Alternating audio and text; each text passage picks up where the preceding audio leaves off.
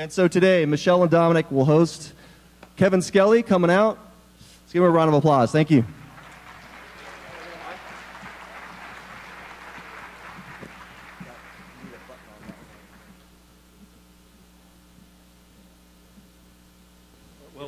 I think so. Somebody will work, yes. There we go. Great. So, Dom, it's nice to see you in a tie. Yeah, I figured it was my one opportunity to upstage the superintendent. Well, yeah, and I wanted to dress like Mr. Rogers, but I'm not going to change my shoes. Before we start, I want to thank you two for leading this effort and putting all this together. I know it was a ton of time, so thank you to both of you for that. And I want to introduce a board member who came today. Linda Lees-Dwyer is standing over next to Kirk. Yeah, now we see you better. We don't have a spotlight to put on you. And we also want to thank the San Mateo High School for hosting us today. And we got a chance to use some of their set here, I think, right? Absolutely, okay. yes. All right. Okay. Okay, so we're going to dive on in. So we're going to start a little bit back when you actually were teaching yourself. And in your teaching career, you taught both math and Spanish. So what was your favorite part about teaching math?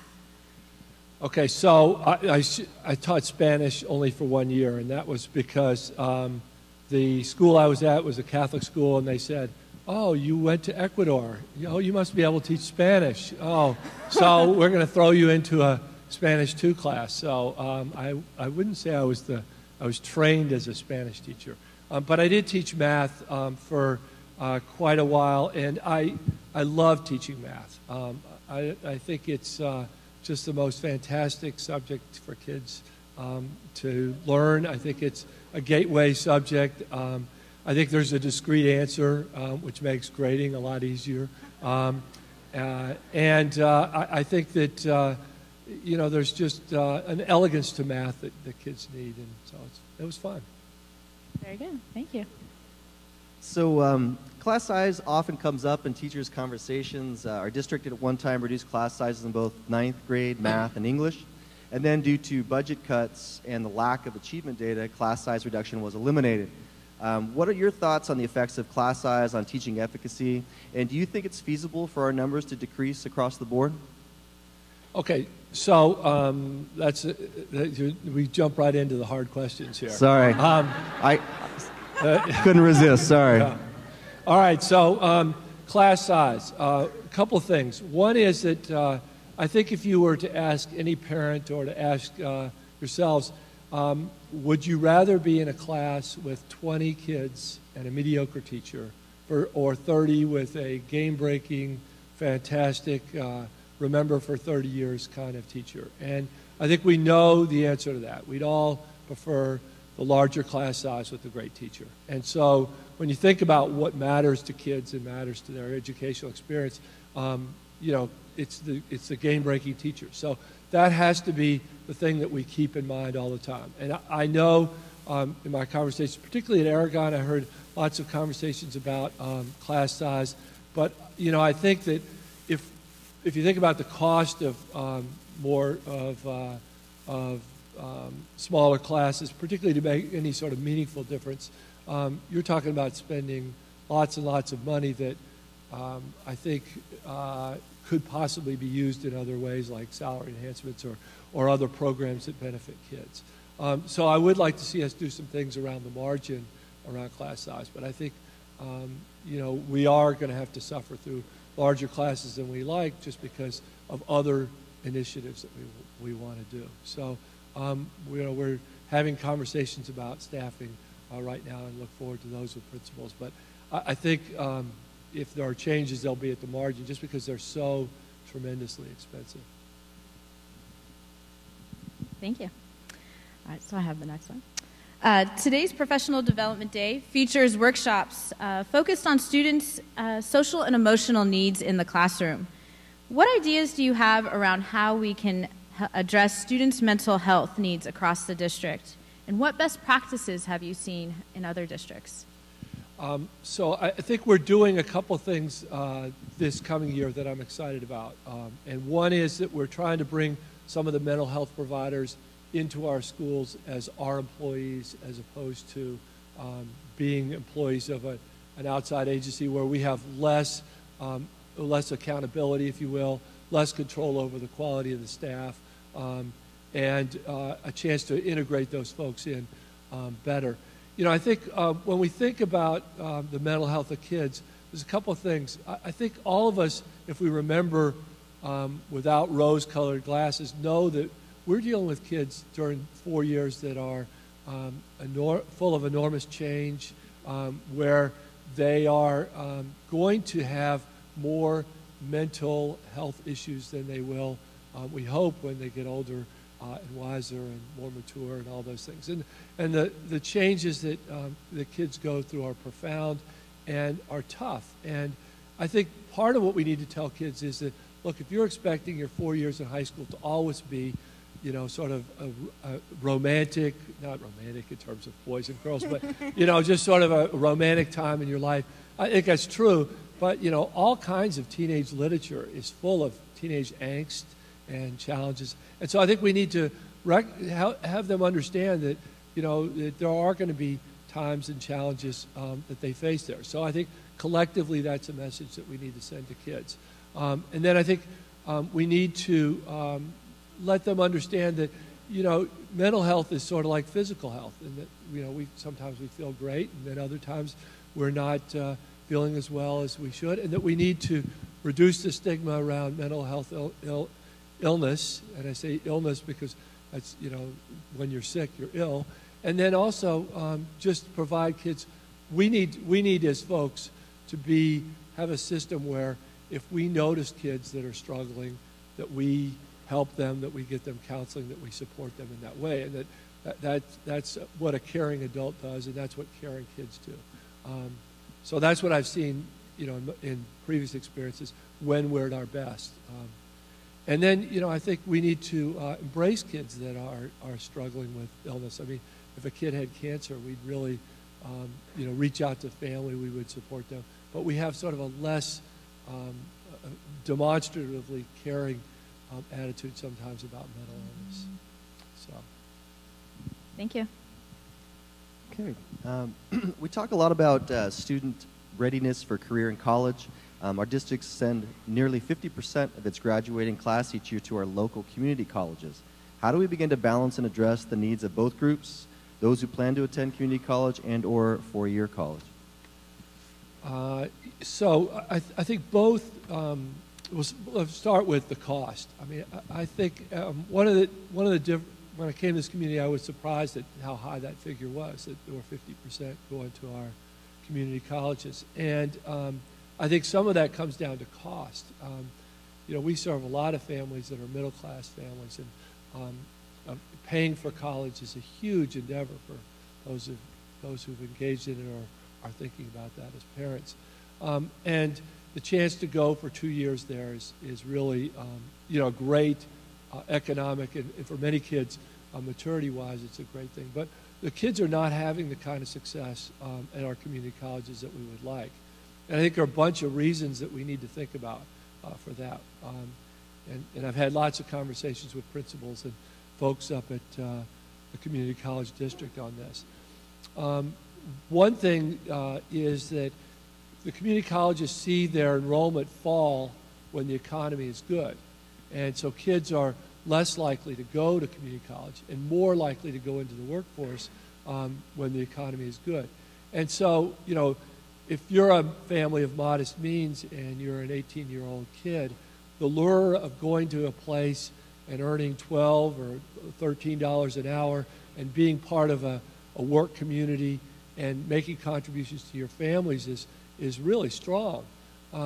But those are the 6 years that kids spend, 18 to 24, are the most productive years they can have in terms of going to school. And so that income that they've earned is perhaps robbing them of opportunities to really have a middle-class job or a job that's going to really support them. So how do we encourage our kids to get a start on that? And so some of the conversations that we're having is, are there ways to encourage kids who know they're in their junior year, hey, I'm going to Skyline or I'm going to College of San Mateo, to start taking some classes so that when they start there, instead of having 60 units to go, they've got a running start, and so they're at, only 54 or 48 units that they need to go. And so I think that's one thing that we need to think about.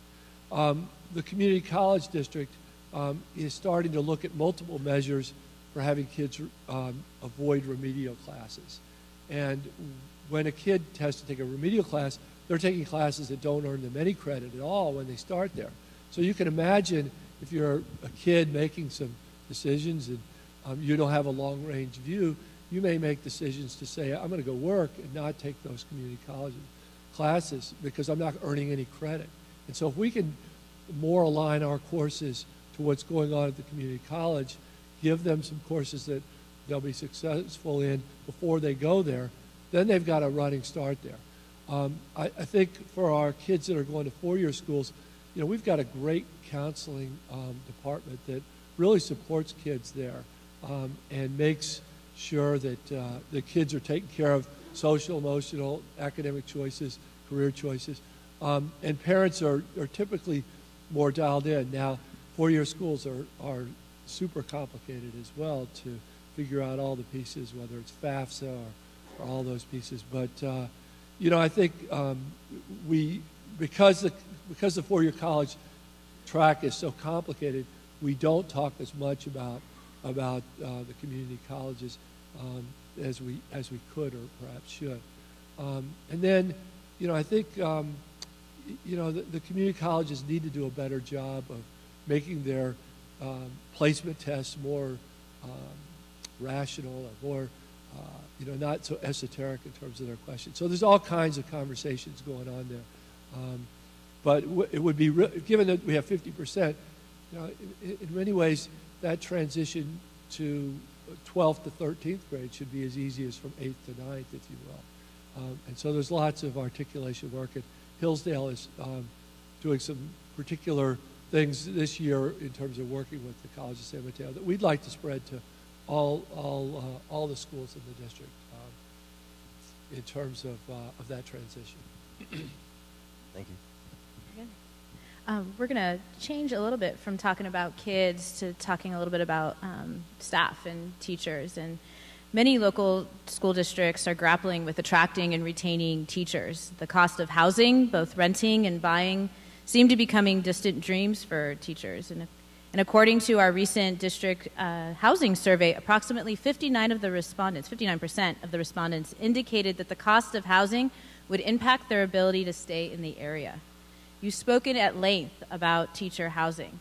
What are your thoughts about salary and benefits for our teachers as the cost of living continues to increase in the peninsula? Okay. We're right next to negotiating season. And I think that a couple things. When a great teacher, they're not great yet, but when they're 23, 24, and they're getting their start, and you can tell who's going to be a fantastic teacher, who's going to be the teacher that you want for the next 30 years. We as a district have to win that teacher.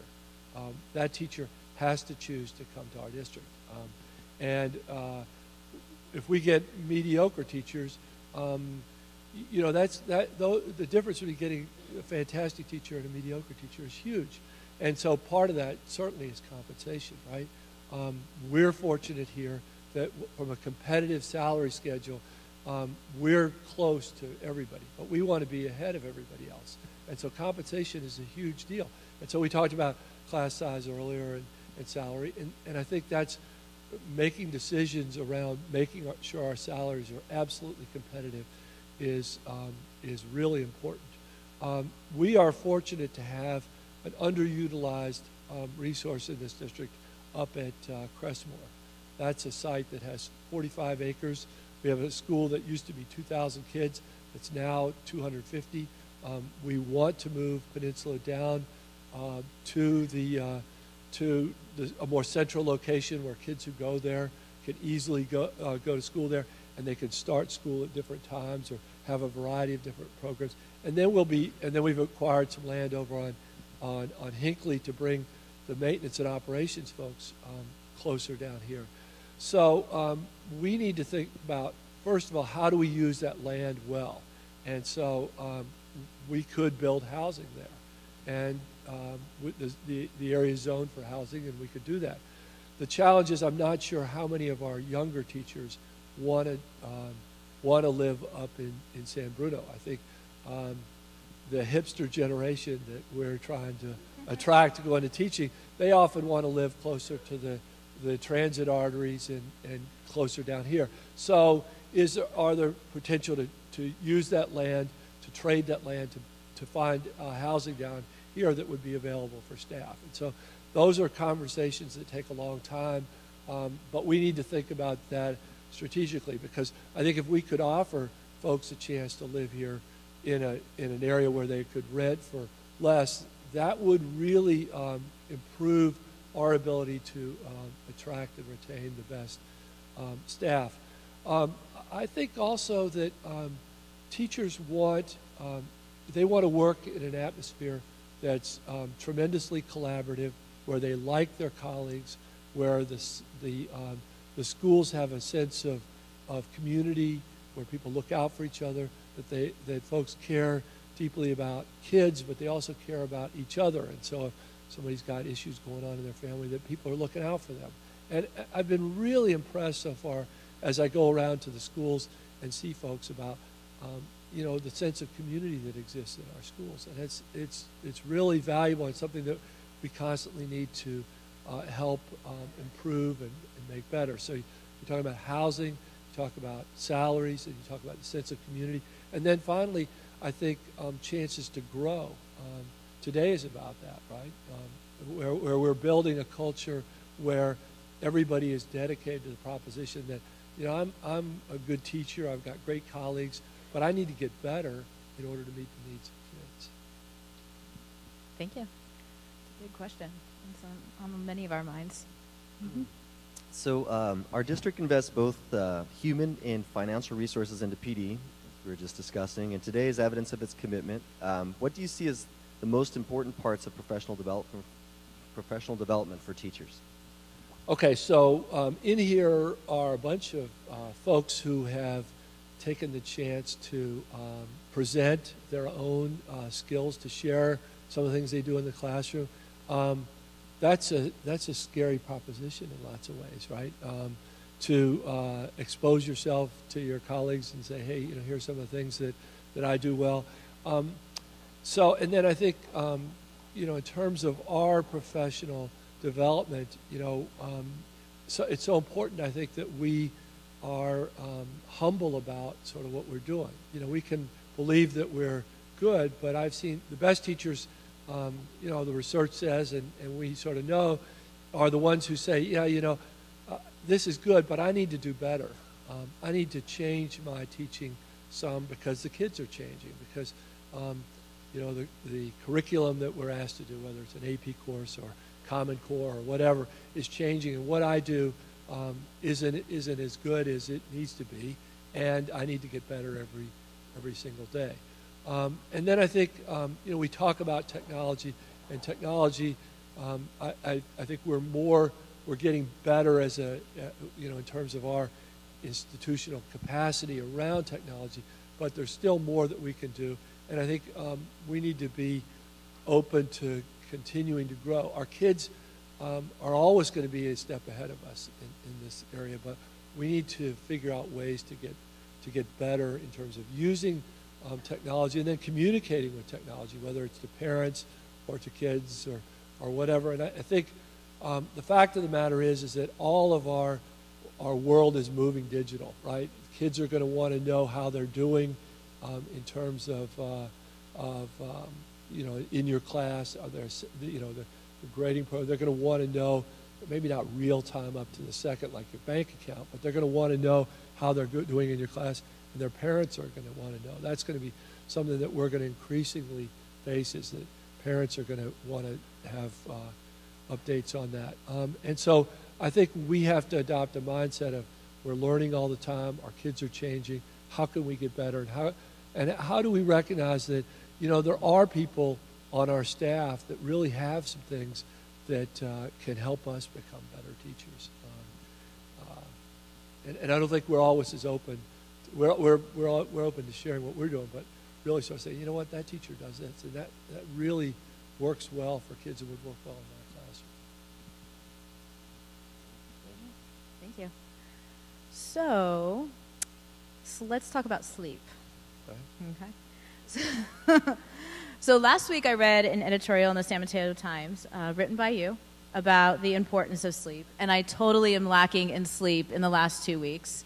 So I am not yet heeding your advice, but we'll fix that soon.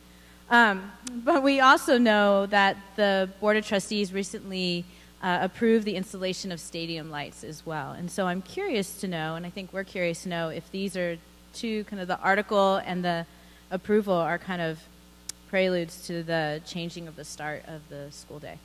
Okay, so it's easier to write about sleep than it is to actually practice good sleep hygiene. True statement. Especially before like this, when you get up in front of like all these people and talk, and you're nervous and don't sleep well. We didn't sleep well. But I think sleep is so important, right? I think when you sleep well, you're better to the people around you. You feel better about yourself. I think there's. You can see many cases where people who don't sleep well are mentally ill, or there's a relationship there, and so we do have to. And I think it's one of the things that we can do that's nice to ourselves, right? It's good, it's something you can do that takes care of yourself, right? But to go back to lights and start times, this community has so many things going for it, but the fact that it doesn't have lights for the fields was sort of an anomaly, I thought, when I came here. And a lot of work had been done on that. And then Sherry Costabetis and some other people and the principals, we really pushed for lights because we want the kids in class, first and foremost, right? If they're missing for athletic events, or they don't take a 7th period, or they miss 7th period or 6th period because they're playing sports, that's not good. But the idea of starting school later is something that we're going to have a community conversation about. But I think the research around kids and their sleep patterns, and for those of you who've had teenagers know, they like to stay up. I mean, they don't like to go to sleep. And when your kids are young, they'll go to bed when you tell them. And teenagers are less likely to do that, and they live in a world where they're constantly bombarded with social media, and they're on social media. And so, but I also think that just, when I was in Palo Alto and my kids, they moved the school time back a little bit, the difference was enormous for many kids. Now, other kids like to get up early. They probably have the farmer's gene in them, but they like to get up. And I think we need to continue to look at 0 periods for kids who are different, because not all of us benefit. But there's the research, I think, is super compelling around for the vast majority of kids, getting up later is good. And then I know that for staff there'll be issues around child care for your own kids, or commutes, or things like that we're going to have to work on and think about. But I think a start time of 8:30 feels sane, more reasonable, and healthier. The whole valley is going to a sort of a later start time, but so I think we're due for that kind of change as well. Thank you. Well, speaking of the Valley, here we are in the Bay Area, this home of innovation and creativity and problem solving, and we have some bold challenges ahead of us. How do we work together to kind of make the district future ready and improve? So, having worked down in the Valley for most of my professional career, one of the things that we have a community that's full of engineers, and I think they're always looking to tweak this. Oh, couldn't the schools be better if you did X? Or couldn't you do something a little different here and meet the needs of kids differently? And so I think almost more than any other area, we are in a community where we're going to get pushed by our parents and our community to do better.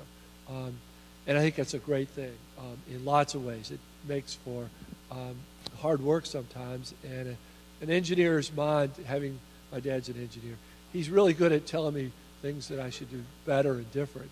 but not always good at telling me, the things that I was doing great or being particularly complimentary. And I think that's true of our community, that we don't often take the time to say, lots of the good things that are going on here. And as I've been around to see classrooms in this district, I'm struck by how good so much of the instruction is and how much people are pushing themselves to serve kids well. So I want to go back to mindset first and say that we have to continue to think all the time about where are our kids going to be and what's their world going to be like. And then in terms of technology and other ways that we can push ourselves, we're trying to get more and more technology into the classroom so that it's not a place that you go to find to use technology, but it's built in seamlessly through the CALs or through the having computers in the classroom, Chromebooks there, and we've done some things. We need to do more of those pieces and add that.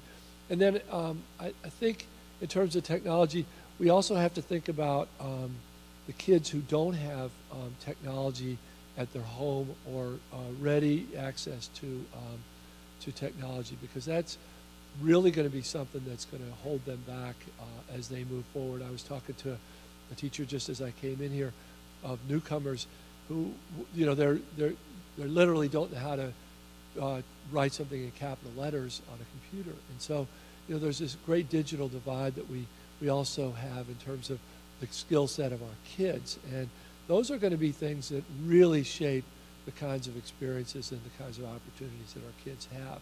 And if we don't provide those that technology access, then our kids are going to really suffer as they move forward. So I think that I think so many of you have seen that we've made a we made an MOU here in the middle of the year with the union. We settled this year around benefits in September, October, and then the board recently passed another MOU that raises the compensation for professional development. And I think the reason that we did that is because we're only going to be as good as the teachers that are in this room, right? We can't hire new teachers to get better, even if we wanted to, right? The folks that are going to make the difference in kids' lives are sitting in this room right now. And so unless we all get better at what we're doing, then the experience of our kids is not going to get better either. So so it's just so vitally important that we're really engaged in thinking about ways that we can meet the needs of our kids better. And I know that we talked about social, emotional, technology, and working with our staffs and being collaborative and thinking about kids just as much as we think about the material that we'd like for kids to get. The 4 years that they spend with us they go by like that, and they're just such precious times in kids' lives, and we have to really swing hard to do our best for them. Well, thank you.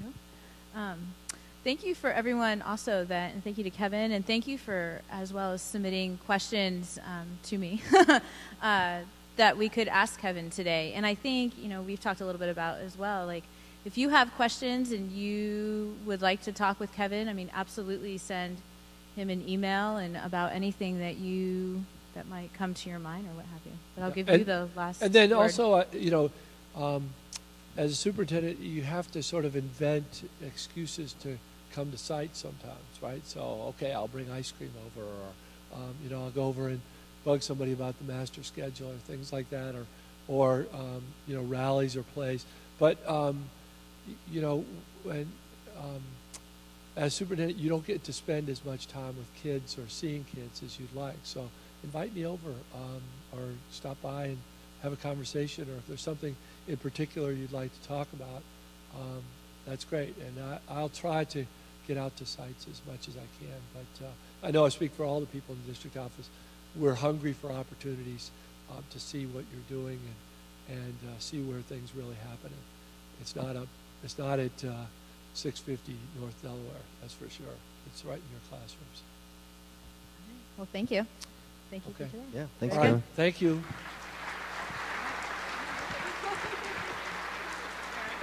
Yeah, so we originally talked about this where I was just going to talk for 40 minutes, and that would have been a killer. So this wasn't too bad. Thank you, Michelle, Tom. All right.